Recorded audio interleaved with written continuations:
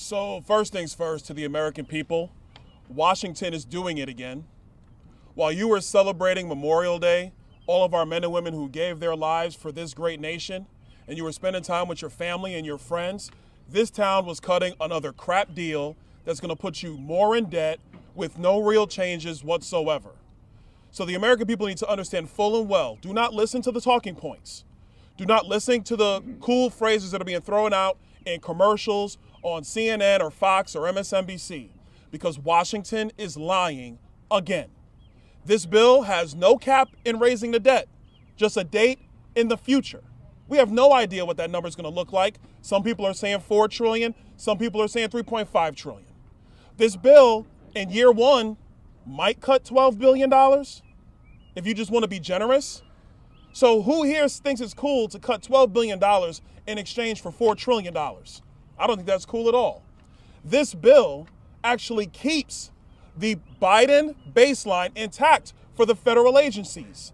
The Republicans in Congress have been saying for months that we need to get back to pre-COVID spending levels. This bill canonizes post-COVID spending levels brought to us by Joe Biden and the Democrats.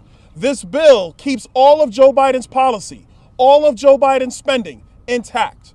This bill does nothing for the Green New Deal subsidies that are going to cripple our electric grid. So when Americans are trying to figure out that they went and bought this electric car that they were subsidized to buy, but when they plug it in, there's not enough electricity on the grid, that is because Washington subsidized all these Green New Deal projects and nobody stood up to it except for people standing behind me right now. To my Republican colleagues, do not vote for this bill.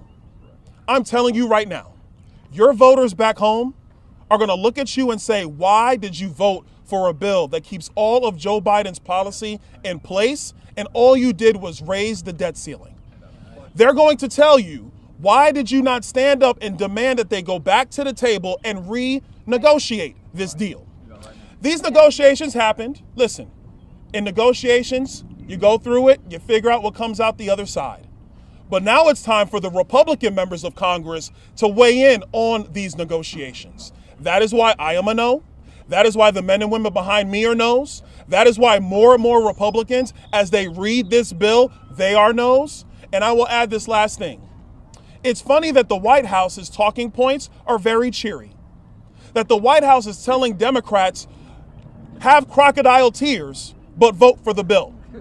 It's funny that you have 100 Democrats who are now greenlighting, they will vote for this bill. You know why they're going to do that?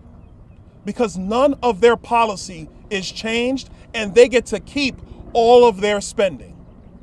And last but not least, if we were going to do something constructive for the country, if Joe Biden didn't want to get rid of his crazy Green New Deal spending, the least we could have done is secure the southern border. Yes, hear, hear. And we didn't do that either. To my Republican colleagues, vote no. Vote no and do the right thing. And let's go find a better deal. Okay, God bless Byron Donalds. Let me know what you think about this in the comment section. All I'm gonna say is I have a lot of respect for this man. He's one of the only representatives in Congress actually working for the people.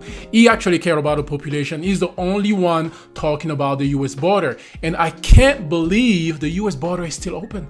I can't believe it's still open. So anybody at this moment can just walk in. Amazing, right? Says a lot. God bless you. Catch you on the next one.